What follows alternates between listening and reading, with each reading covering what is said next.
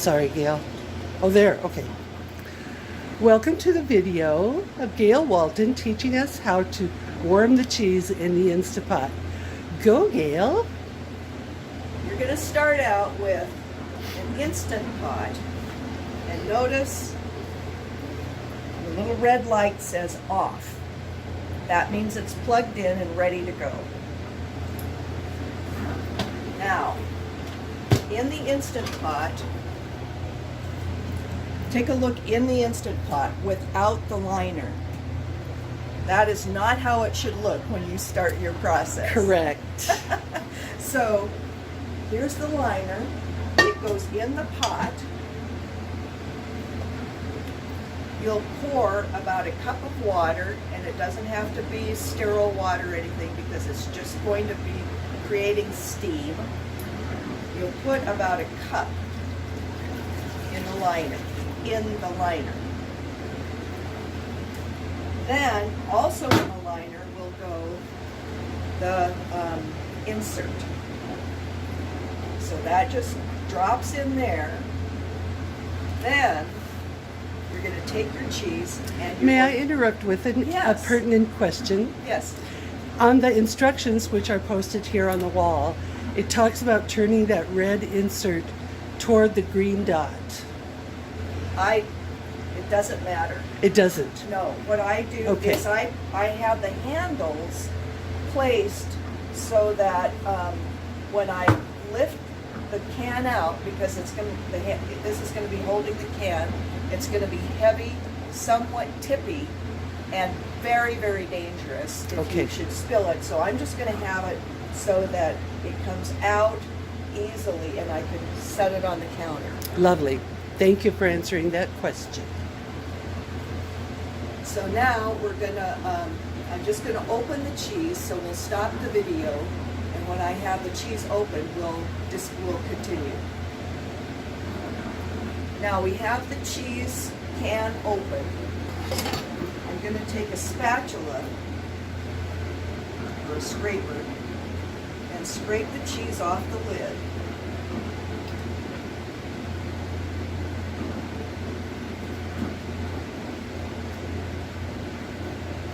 That aside.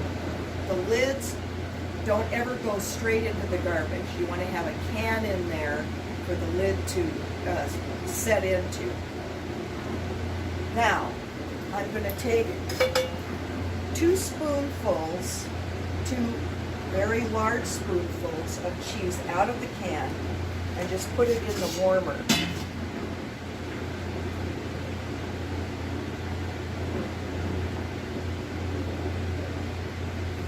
This cheese will get integrated into the really, really hot cheese that comes out of the Instant Pot.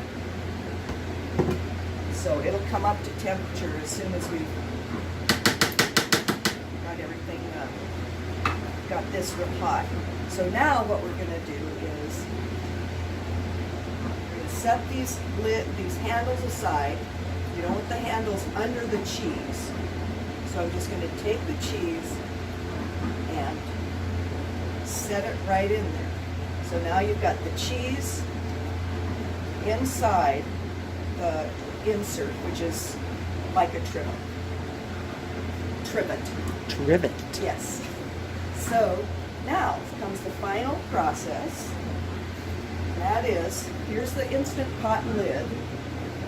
This is the handle, so you can grab it here. There are arrows here where the arrow on the handle, you can see. Let's see. There we go. Yeah, right there's there. this arrow here.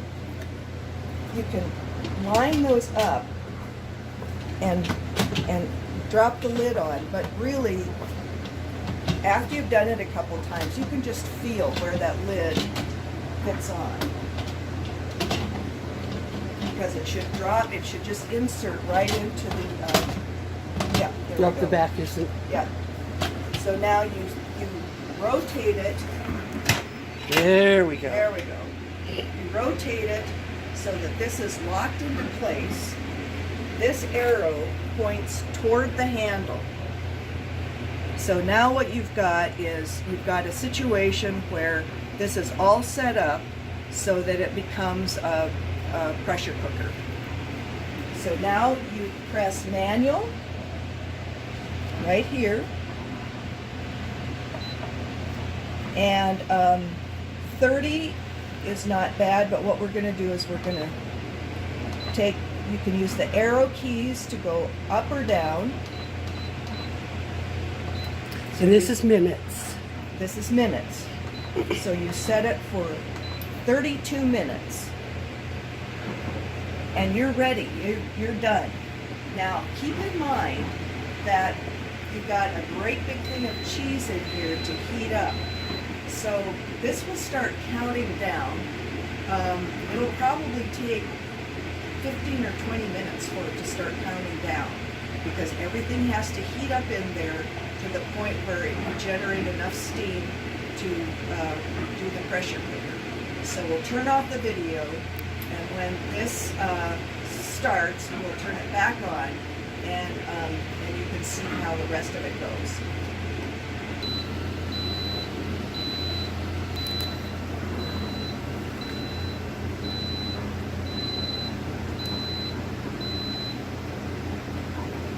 And what Now, we just set the time, and we just pressed manual. In fact, I'll show you again. I'm going to press manual, and the Instant Pot is on. That's all you need to do. In order to turn it on, there's no on switch. Now it's telling me that it's ready to go.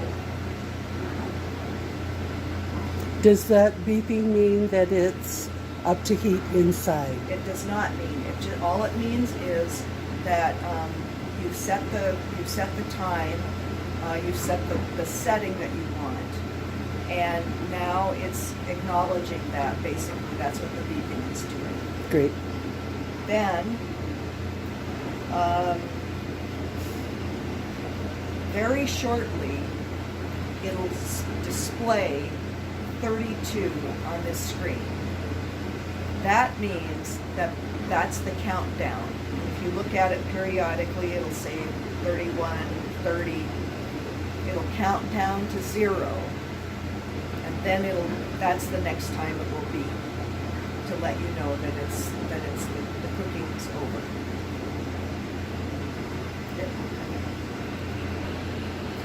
Even though this 32-minute countdown hasn't begun, you can tell that the pot is up to steam. You can tell because this dot is now up. And when we started out, I don't know if you noticed, when we looked at this setup, this dot was down level with the handle. Cool. So now we know we've got steam, and we know that this countdown will start. If you have a situation where this isn't up, but you have steam coming out around the pot, just do a little thing like this to try to seat it, because sometimes, for whatever reason, the gasket isn't quite in the right place or something. And I'll show you the gasket. But if the gasket isn't in the quite right place, or if the gasket isn't in the lid of the pot, you'll have steam coming out, and you need to watch that, because if you can't get it seated and this starts a countdown and there's still steam coming out around the edges, or a lot of moisture building here, you may have not put in the gasket, or you may have some kind of another issue. And it'll cook itself dry. It will cook itself dry. Yeah. So you don't want to let that go on. You need to have the pot looks just like this when it's operating properly. No steam coming out anywhere, and hardly any noise coming from it. If you hear steam, if you see moisture coming out, then you probably want to, even though it's hard to do, but you turn it off and start over and check to make sure that everything's in place. We've waited about 10 minutes for our Instant Pot to come up to temperature. It has. You can see that the button is up, and here on the display, we're in the countdown. So that's your sign that everything is going smoothly. So depending on the temperature of what you're putting in here, this only took 10 minutes to get rolling, but it might take longer. It might take 15 minutes. If it sits there for half an hour and nothing appears to be happening, then turn it off. And right here is the off button. So you'll turn it off right there. And then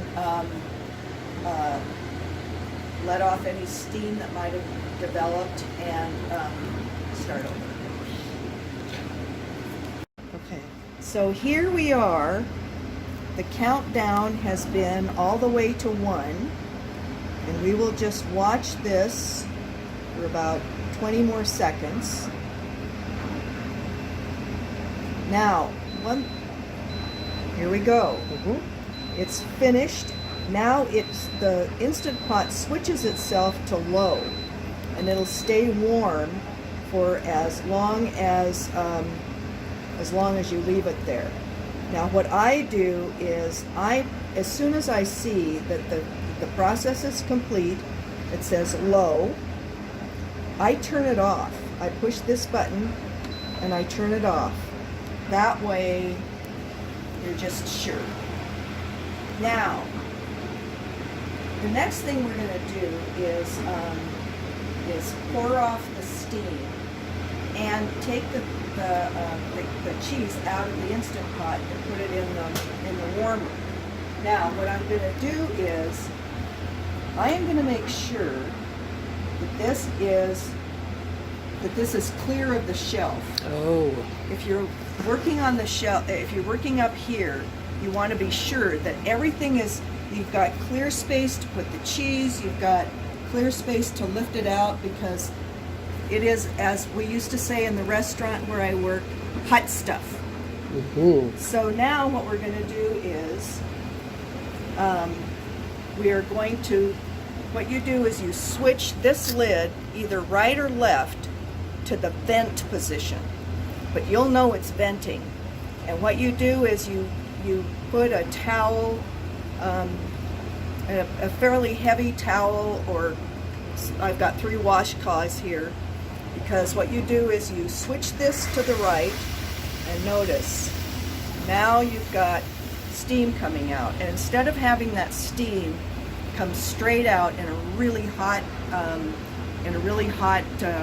shooting steam, you do this, and then it disperses the steam, and a lot of the moisture gets absorbed into the washcloth, and it's just safer.